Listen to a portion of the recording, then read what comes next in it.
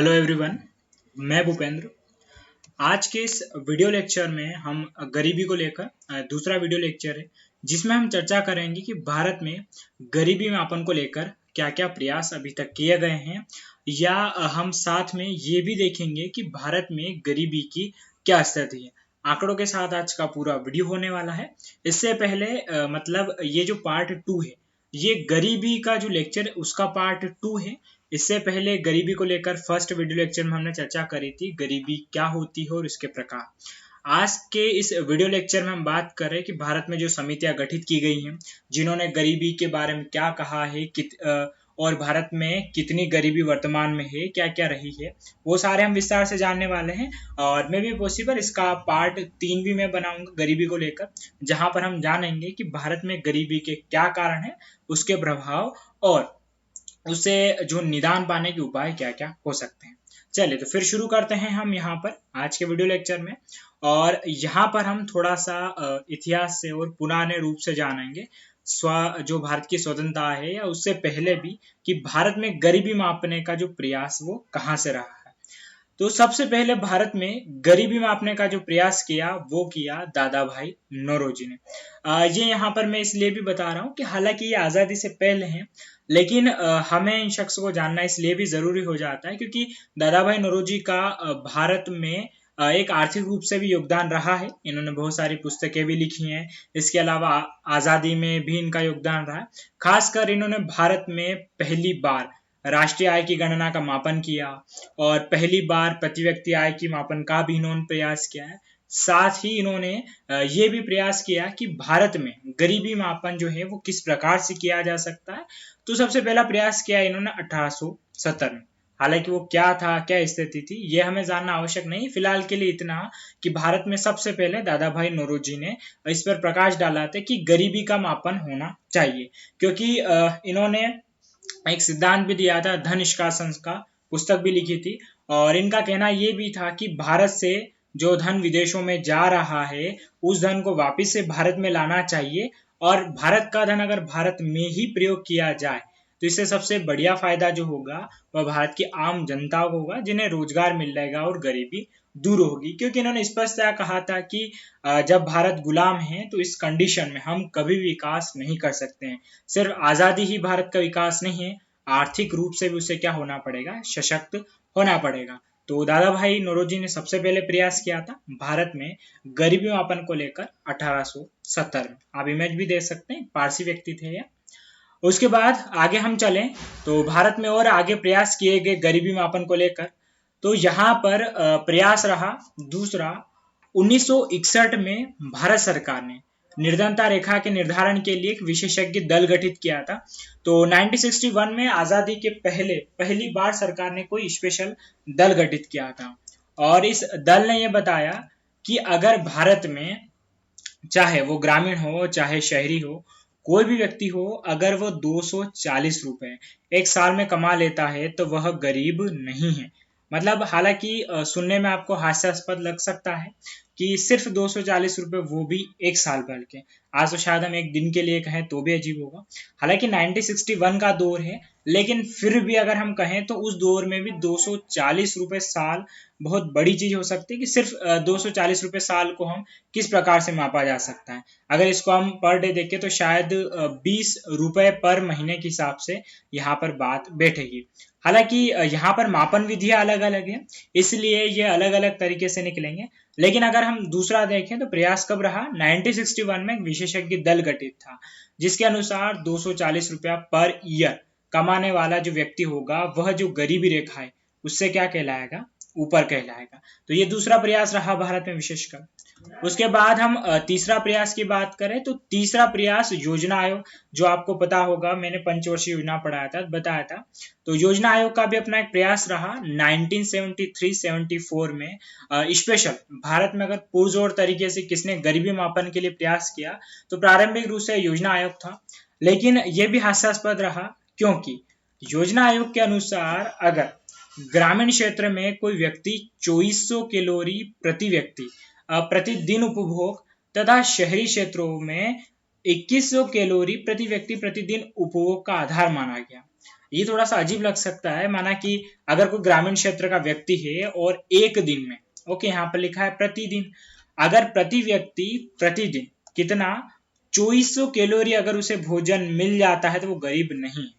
अब देखिए ये यहाँ पर इसलिए अजीब लगता है कि सिर्फ खाना नहीं हो सकता है, चाहे किसान के शरीर पे कपड़ा ना हो, लेकिन अगर उसे 2400 कैलोरी मिल गया है मतलब गरीब नहीं है। तो ये तो कोई हम ऐसा नहीं कह सकते वास्तविकता है। खैर जब योजना आयोग की ने ये तरीका दिया था तो इस पे काफी कंट्रोवर्सी भी हुई थी, विवादास्पद भी मुद्दा रहा था। शहरी क्षेत्रों के लिए ये 2100 कैलोरी, यानी शहर में रहने वाला व्यक्ति अगर इस 2100 कैलोरी से ज्यादा खा ले तो वो गरीब नहीं है। अब इसमें तो ऐसा भी हो सकता है किसी दिन किसका उपवास हो तो उस दिन तो वो गरीब हो जाएगा, तो ये तो थोड़ा सा अजीब भी है। लेकिन हालांकि ये प्रयास किया गया था, फिर जहां पर योजना आयोग ने बाद में इसको काफी जब कंट्रोवर्सी हुई तो इसको वापस से लिया भी गया था। खैर तो हमें ये भी जानना चाहिए कि हमारी आजादी के बाद में शुरू के 30 साल तो गरीबी को लेकर कोई विशेष प्रयास हुए नहीं। और ये भी पूछा जा सकता है कि योजना आयोग ने ये कौन सी पंचवर्षीय योजना में दिया, तो ये भी आपको पता होना चाहिए। तो एक थोड़ा सा मेरी तरफ से आपके लिए होमवर्क, पंचवर्षीय योजना आप यहाँ पर जरूर अंदाजा लगाइए कि 1973 और 74 में कौन सी पंचवर्षीय योजना कार्यरत थी। तो योजना आयोग की ये था 2400 कैलोरी। और एक चीज यहाँ पर ये कि ये जो यहाँ पर 300 कैलोरी का डिफरेंस है, ये भी किस आधार पर हम कह सकते हैं। खैर तो ये रहा भारत में तीसरा योजना आयोग द्वारा गरीबी मापन को प्रयास, जो एक तरीके से किसके ऊपर था, सिर्फ और सिर्फ भोजन के ऊपर। आगे हम चर्चा करें यहाँ पर तो कुछ विशेष फैक्ट की मैं थोड़ी और बात कर लेता हूँ। तो भारत में निर्धनता की संख्या और अनुपात के अनुमान की कार्यविधि एवं परिकलन के विभिन्न पहलुओं पर विचार करने हेतु योजना आयोग ने ही 1990 में प्रोफेसर डी.टी. लकड़ावाला की अध्यक्षता में एक विशेषज्ञ समूह गठित किया। डी.टी. लकड़ावाला जो है इनका भारत की पंचवर्षीय जो योजना है उसमें भी इनका नाम आता है, बहुत बड़े अर्थशास्त्री ये माने जाते हैं डी.टी. लकड़ावाला। और तो डी.टी. लकड़ावाला ने जो भारत में शहरी और ग्रामीण दोनों के लिए अलग अलग तरीके से उन्होंने यहाँ पर निकाला था गरीबी को लेकर। हालांकि इसके आंकड़े इतने स्पष्ट या उपलब्ध नहीं है, तो अगर जब हम आगे बढ़ेंगे तो आपको इसके बारे में भी जानकारी होनी चाहिए कि 1990 में ही योजना आयोग के अंतर्गत ही डी.टी. लकड़ावाला की अध्यक्षता में समूह गठित किया गया था। ओके, तो यहाँ पर ये थोड़ा सा याद रखने वाला है। उसके बाद हम बात करें तो भारत में सर्वप्रथम गरीबी का अध्ययन बी.एस. मिन्हास ने किया और उन्होंने वर्ष 1956-57 तथा 1967-68 के बीच ग्रामों के निर्धनों के प्रतिशत में कमी होने के संकेत दिए। देखिए यहाँ पर इन्होंने सिर्फ अध्ययन किया है, यहाँ पर कोई विशेषज्ञ दल गठित नहीं हुआ था। और जैसे कि मैं आपको चर्चा कर रहा था 1961 में योजना आयोग का शुरू हो गया था, विशेषज्ञ दल भी गठित हुआ था। लेकिन ये 56-57 और 67-68 के बीच में इन्होंने कहा कि ग्रामीण क्षेत्रों में निर्धनता कम हुई है। हालांकि यहाँ पर ये जितने भी व्यक्ति आ रहे हैं इनका सपना इनका सबका एक अपना मानक है कि गरीबी को किस प्रकार से माप रहे हैं। तो ये मानक क्या है, किस प्रकार से गरीबी को माप रहे हैं, वो तो स्पष्टता नहीं किया गया था। लेकिन ये है कि हाँ, professor DT. Lakdawala, BS. Minhas, इन्होंने अपने लेवल पर अध्ययन किया है। उसके बाद ये बात आप जरूर याद रखें कि देश में निर्धनता का अनुपात, जो अनुपात का आकलन है वो कौन करता है, NSSO। लेकिन मैंने आपको जानकारी दी थी कि NSSO प्लस CSO दोनों मिल गए हैं, तो अभी जो पूरा काम हाथ में आ गया वो आ गया NSO के हाथ में, नेशनल सर्वे ऑर्गेनाइजेशन। तो पूरा कार्य यही संभाल रहा है अभी, और इसको लेकर मैं पिछले वीडियो लेक्चर में आपसे चर्चा कर चुका हूं। तो आप अगर मेरे पुराने वीडियो लेक्चर देखेंगे तो वहां पर आपको इसके बारे में जानकारी मिल जाएगी कि इन दोनों का जो है यहाँ पर विलय जो हुआ है वह किस प्रकार से हुआ और किस आधार पर यह कार्य करता है। तो भारत में बेरोजगारी, गरीबी, सांख्यिकी सारे आंकड़े अभी NSO के हाथ में आ गए हैं। और एक ये भी लक्ष्य रहा था उस दौरान सरकार का कि 8वीं योजना के अंतर्गत निर्धनता को पूर्णतः समाप्त करने का लक्ष्य रखा गया। तो भारत में ये क्रम है गरीबी को लेकर। तो ये आपके एग्जाम पॉइंट ऑफ व्यू से थोड़ा सा फैक्चुअल है, यहाँ पर समझने वाली कोई चीज नहीं है। तो आशा करता हूँ यहाँ तक की चीजें आपको अच्छे से समझ में आ गई होगी। अब आगे हम चलते हैं महत्वपूर्ण समितियों पर, और ये काफी महत्वपूर्ण है, खासकर दो समितियां जो मैं बताने वाला हूं आपको। एक तो सुरेश तेंदुलकर समिति और फिर एक और हम बात करेंगे रंगराजन समिति। भारत में गरीबी मापन को लेकर ये दो समितियां काफी प्रसिद्ध है। सुरेश तेंदुलकर ये जो शख्स हैं, इन शख्स ने भारत में अधिकांश समय अपना समितियों में ही दिया है और खासकर इनका गरीबी मापन को लेकर जो है वह काफी ज्यादा प्रसिद्ध है। 2005 में समिति गठित की गई थी और 2009 में इसने रिपोर्ट दी थी। लगभग 4 साल आप मान के चलिए तब जाके रिपोर्ट दी। और ये जो आंकड़े हैं हालांकि वो देंगे तो 2005 के ही, लेकिन अध्ययन इन्होंने थोड़ा सा अलग तरीके से किया था। पिछले जो फॉर्मूले थे उनको थोड़ा अलग किया इन्होंने, और इन्होंने अपना नया जो फॉर्मूला दिया था वो था उपभोग व्यय। यानी कि अब बात सिर्फ रोटी कपड़ा मकान तक सीमित नहीं रह गई है, किसी भी व्यक्ति के दैनिक जीवन हेतु क्या क्या चीजें चाहिए वो इसमें शामिल हो गई। जैसे कि हम बात करें फॉर एग्जाम्पल के लिए, तो यहाँ तक कि उसके घर में टीवी है कि नहीं, पंखा है कि नहीं किसी घर के शख्स में, इसके अलावा बिजली उपलब्ध है या नहीं, और जो घर है वो कच्चा है या पक्का है। यानी कि एक वास्तविकता, और सही भी देखा जाए तो सुरेश तेंदुलकर का जो फॉर्मूला था वो नए भारत के लिए सही भी साबित होता है, क्योंकि सिर्फ रोटी कपड़ा मकान या कैलोरी के आधार पर तो आप तय नहीं कर सकते हैं।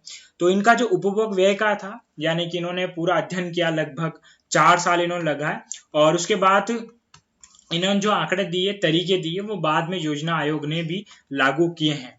तो इनके आधार पर जो भारत में उस दौरान गरीबी रही तेंदुलकर समिति फॉर्मूले के आधार पर, तो 2004-5 में है ना। मैं आपको एक चीज और बता दूं कि 2005 में गठित हुई रिपोर्ट, भले इसने 9 में दी, लेकिन जो आंकड़े ये समिति देगी वो 2004-5 के ही देगी। ओके, क्योंकि ऐसा नहीं है यहाँ पर कि 4 साल का अध्ययन किया तो यहाँ पर 9 को माना जाएगा, पिछले सालों को माना जाएगा। तो इनके अनुसार जो सुरेश तेंदुलकर समिति है उसके अनुसार भारत में जो गरीबी है वह लगभग 27.5% के स्थान पर 37.2% को माना गया। यानी कि पहले जो गरीबी थी वो काफी कम नजर आ रही थी, क्योंकि जब आप कैलोरी वाले कॉन्सेप्ट लेके आओगे 2400 कैलोरी 2100 कैलोरी, तो आसान सी बात है कि फिर बहुत सारे गरीब इसमें बाहर निकल जाएंगे। लेकिन जब इनका फॉर्मूला निकल कर आया, ये basket of minimum list basket of, तो इसके आधार पर जो भारत में गरीबी बढ़ गई। हालांकि यहाँ पर बहुत सारी चीजें शोरगुल भी हुई, सरकार को लेकर भी थोड़े तंज कसे गए, लेकिन वास्तविकता से चित परिचित होना भी उस वक्त सही था। तो इनके अनुसार जो भारत में गरीबी रही वो कितनी रही, 37.2%। थोड़ा आंकड़ों के साथ हम यहाँ पर चले तो ये तो मैंने पूरे भारत की बात करी। इनके अनुसार उस दौरान ग्रामीण क्षेत्र में जो गरीबी थी वो कितनी थी, 41.8%। यानी कि अगर किसी गांव में 100 लोग रहते हैं तो उसमें से 41% लोग तो गरीबी रेखा से नीचे जीवन यापन कर रहे हैं। तो यहाँ पर उनके अनुसार ग्रामीण क्षेत्र में जो गरीबी थी वो थी 41.8%, और शहरी क्षेत्रों में ये गरीबी कम थी ग्रामीण क्षेत्रों के मुकाबले 25.7%। तो ये इनका पूरा रहा। इसके अलावा देश का तो मैंने अभी आपको बताया वो कितना रहा, 37.2%। तो ये इन्होंने पूरा आंकड़ा दिया था, और ये कब का है, 2004-5 का। ओके, तो जब आप अपने आंसर राइटिंग करें और जब ऐसा आए गरीबी को लेकर, तो आप अपने ग्राफ जरूर बनाएं उसमें। तो आशा करता हूं ये चीजें जो आंकड़े हैं ग्राफ के माध्यम से आपको बेहतर तरीके समझ में आए होंगे कि ग्रामीण क्षेत्रों में 41 रही, शहरी क्षेत्रों में 25 ही रही इनके अनुसार, लेकिन ऑल ओवर भारत में 37.2% गरीबी रही। किसके अनुसार, सुरेश तेंदुलकर समिति के आधार पर। इसके बाद फिर भारत में एक और समिति आती है निर्धनों की संख्या निर्धनता अनुपात में, कुल मिला के रंगराजन समिति इसके बाद आई थी। रंगराजन जो समिति है वह 2011-12 में गठित हुई, और इसने अपनी रिपोर्ट दी 2014 में। ये शख्स रंगराजन है, काफी बड़े अर्थशास्त्री हैं। तो 2011-12 में क्योंकि होता यह था कि जैसे कि ये रिपोर्ट आई थी तो लगभग ये माना जाता था कि हर 6 साल में भारत में गरीबी को लेकर आंकड़े प्रदर्शित करने होते हैं। तो मतलब लगभग 5 की हम बात करें, 2005 के जो आंकड़े दिए थे वो पिछली समिति यानी कि तेंदुलकर समिति ने दिए थे। तो उसके बाद भारत में अब जो नए आंकड़े देने थे उसके लिए नई समिति गठित करनी थी। तो योजना आयोग ने रंगराजन को यहाँ पर एक विशेषज्ञ समिति में बिठाया था। तो 2011 की गरीबी के आंकड़े देने थे, तो 2011 में समिति गठित की गई रंगराजन वाली, जिन्होंने 2014 में अपने आंकड़े दिए। तो यानी कि कुल मिला के इस चीज को आप समझ सकते हैं यहाँ पर कि 2009 में आंकड़े आए किसके, सुरेश तेंदुलकर समिति के, इसमें 6 साल जोड़ देंगे तो 2014 में किसके आंकड़ा है, रंगराजन समिति की। यानी कि जो 6 साल में भारत में गरीबी मापी जाती थी वो होता है, लेकिन वर्तमान में शायद ही हमें ऐसा देखने को मिलता है। खैर, समय के साथ बदलता है। अब यहाँ पर रंगराजन समिति क्या रिपोर्ट थी उसकी हम चर्चा कर लेते हैं। तो इसके अनुसार जो भारत में 2004-5 में जो गरीबी थी वो 37.2% थी। जो जब रंगराजन ने माना तो गरीबी काफी कम हो गई और 21.9%। यानी कि ये जो 37.2% है ये किसके आधार पर था? तेंदुलकर समिति के आधार पर था।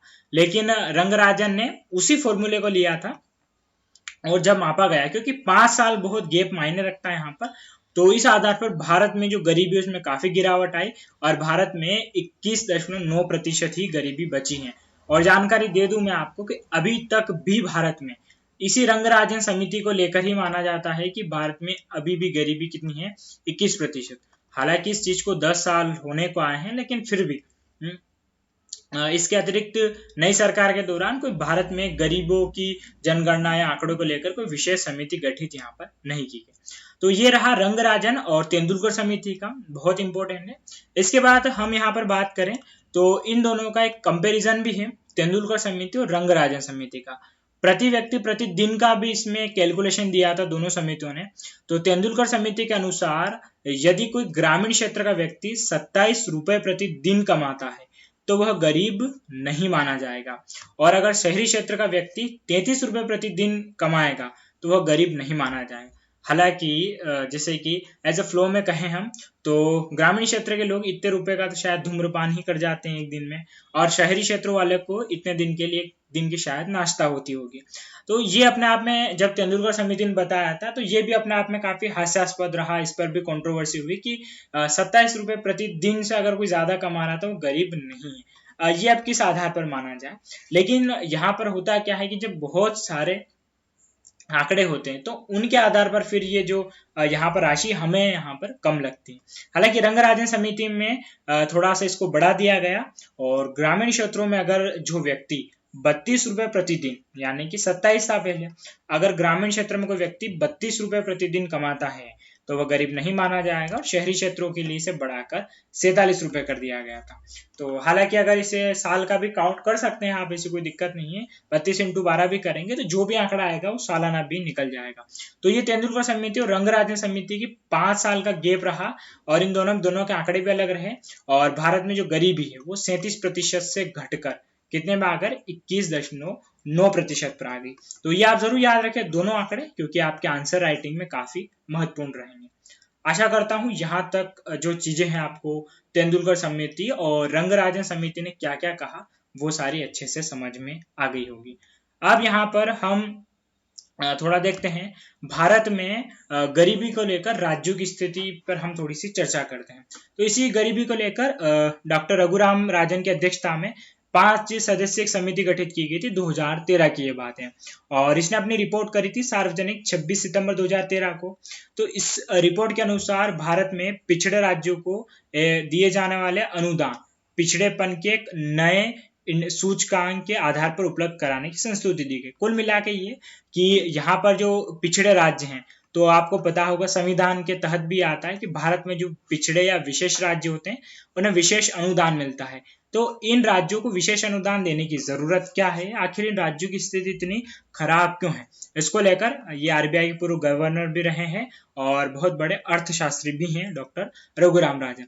तो इन्होंने एक सूचकांक तैयार किया था, उसके आधार पर भी भारत में कुछ विशेष तो पिछड़े राज्य निकले हैं, और किन की स्थिति ज्यादा खराब है वो भी इन्होंने बताया, और भारत में सबसे अच्छे विकसित राज्य कौन से हैं वो भी यहाँ पर इन्होंने जानकारी दी थी। अभी हम थोड़ा सा यहाँ पर देख लेते हैं कि भारत में राज्यों की स्थिति क्या है। तो यहाँ पर पिछड़े जो राज्य हैं उसमें सबसे जो मेजर पॉइंट निकल कर आता है वो आता है गरीबी को लेकर, क्योंकि गरीबी सबसे महत्वपूर्ण है। तो यहाँ पर हम चर्चा करें तो भारत के सर्वाधिक 7 पिछड़े राज्य हैं उसमें सबसे पहला है उड़ीसा। भारत का सर्वाधिक पिछड़ा और गरीबी युक्त राज्य कौन सा है? उड़ीसा है। तो ये आप जरूर याद रखें। इसके बाद दूसरे राज्य की बात करें तो उसमें आता है फिर बिहार, तीसरे पर आता है मध्य प्रदेश का नंबर, यानी कि मध्य प्रदेश तीसरा सर्वाधिक पिछड़ा राज्य है। उसके बाद छत्तीसगढ़, झारखंड और अरुणाचल प्रदेश, ये भारत के 7 सर्वाधिक पिछड़े राज्य हैं। तो एक इनका अगर कॉन्सेप्चुअल देखा जाए तो बिहार की जनसंख्या अधिक है, उड़ीसा और मध्य प्रदेश में जनजाति ज्यादा रहते हैं, छत्तीसगढ़ में भी, और झारखंड में जनजाति ज्यादा है। मतलब एक कॉमन फैक्टर जो निकलता है इन राज्यों में जनजाति ज्यादा है और जनसंख्या भी ज्यादा है। लेकिन दूसरी अगर हम बात करें यहाँ पर, तो भारत में हाँ एक और थोड़ा सा चूका है, असम भी यहाँ पर आएगा। ओके, तो यहाँ पर लगभग अगर हम देखेंगे तो ये आपके 7 ऑल ओवर राज्य हो जाएंगे पिछड़े। तो इसमें उड़ीसा सर्वाधिक बुरी स्थिति में, दूसरे पे बिहार, तीसरे पे मध्य प्रदेश, फिर चौथे पे छत्तीसगढ़, पांचवें पे झारखंड, छठे पे अरुणाचल प्रदेश और सातवें पर असम। तो ये आपको यहाँ पर याद रखना है। और रघुराम राजन की जो समिति है उसी के आधार पर फिर सर्वाधिक 7 विकसित जो राज्य हैं उसमें सबसे नीचे से स्टार्ट करते हैं, 7वें नंबर से महाराष्ट्र आता है, फिर पंजाब, फिर तमिलनाडु, केरल और गोवा। यानी कि भारत का सर्वाधिक विकसित राज्य कौन सा है? गोवा है। और उसके बाद में फिर नंबर आता है केरल का, तमिलनाडु, पंजाब और महाराष्ट्र। तो ये भारत के सर्वाधिक विकसित राज्य। इसमें जो नंबरिंग चलेगी वैसे चलेगी 1, फिर 2, 3, 4 और 5। ओके, यहाँ पर ज्यादा फील हुआ नहीं था, इसी कारण से मैं लेके आया हूँ, नोट्स में आपको डिटेल में मिल जाएगा। तो यहाँ पर भारत में ये राज्यों की स्थिति रही, यहाँ पर गरीबी को लेकर भी है और पिछड़ेपन को भी लेकर है। अब आगे हम चर्चा करते हैं यहाँ पर। आशा करता हूँ यहाँ तक की चीजें आपको क्लियर होगी। अब मैं बात करता हूँ बहुआयामी गरीबी सूचकांक की। इसकी मैं लास्ट वीडियो लेक्चर में चर्चा कर चुका था कि बहुआयामी गरीबी सूचकांक क्या है। मल्टी डायमेंशनल पुअर्टी इंडेक्स इसे कहते हैं। ये क्यों बनाया गया था तो मैं आपको जानकारी दे दूं। और उस दिन भी मैंने बताया था कि भारतीय अर्थशास्त्री थे अमर्त्य सेन, उन्हीं की देन ये मानी जाती है।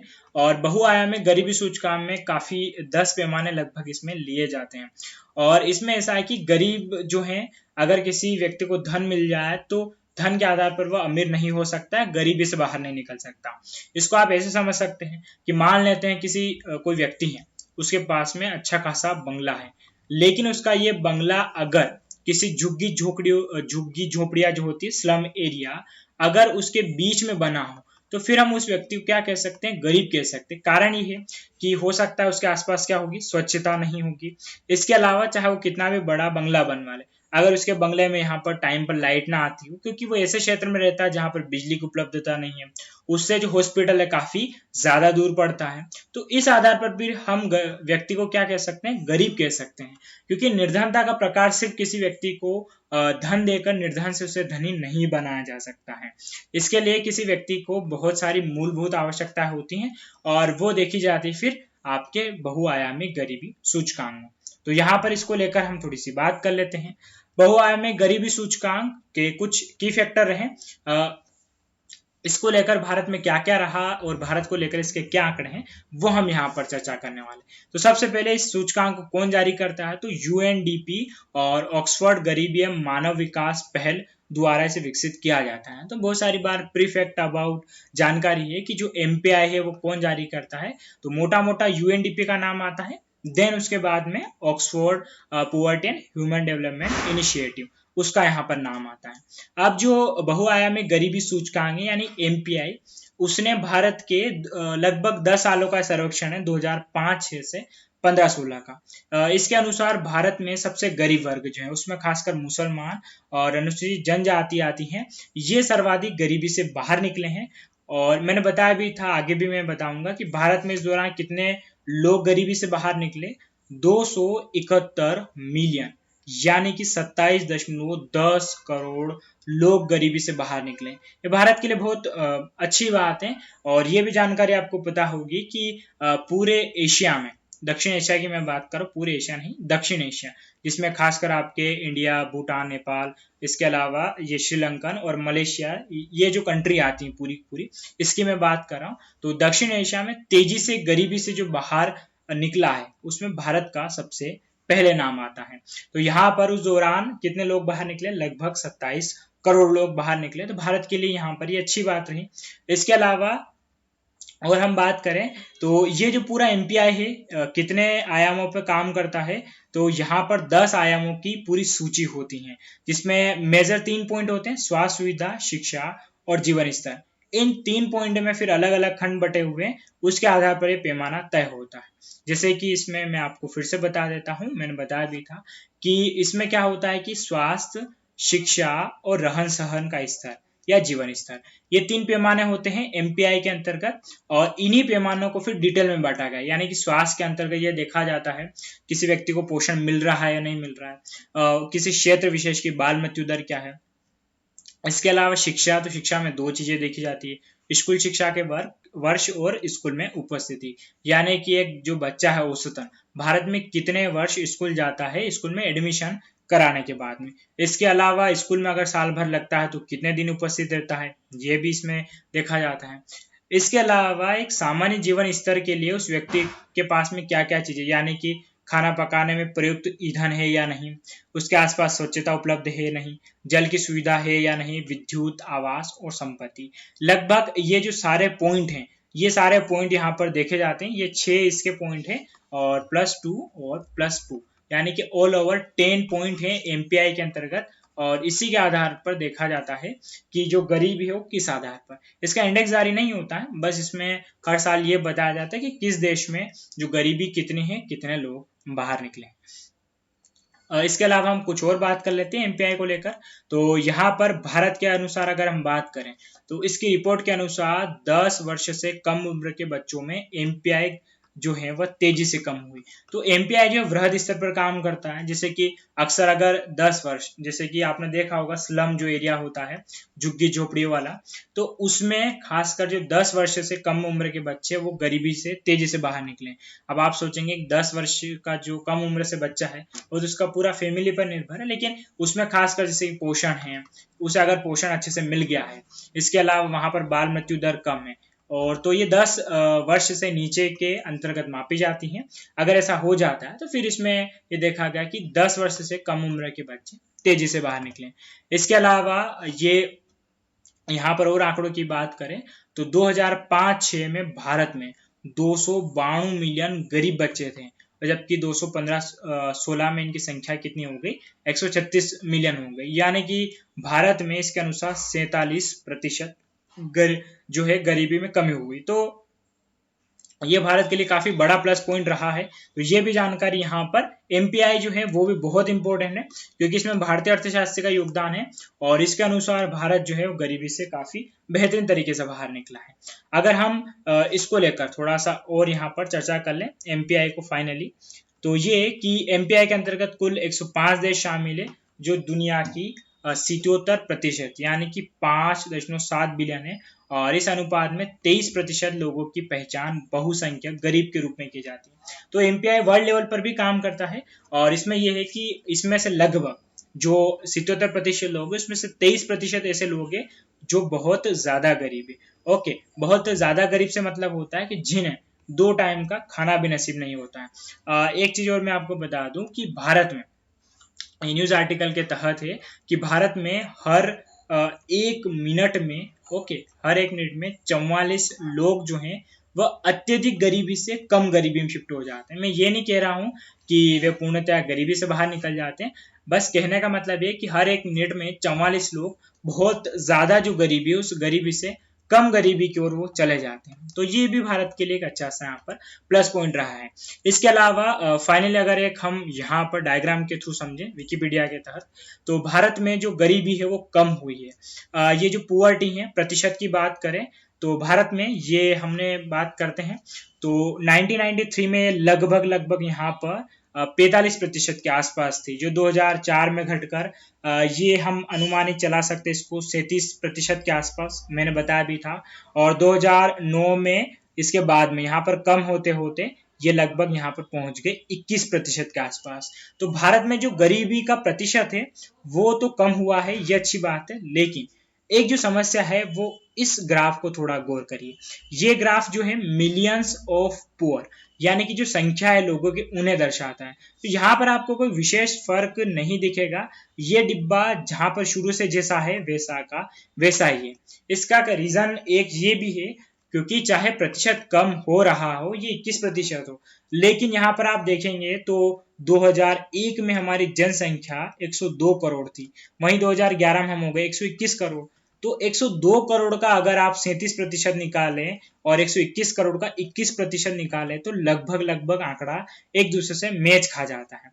तो भारत में प्रतिशत चाहे कम हुआ हो, लेकिन जो संख्या है वो लगभग लगभग उतनी की उतनी बनी हुई। प्रतिशत तो अच्छा है, लेकिन ये भारत के लिए थोड़ी सी एक समस्या है, तो भारत पर इसको और भी प्रयास करने की जरूरत है।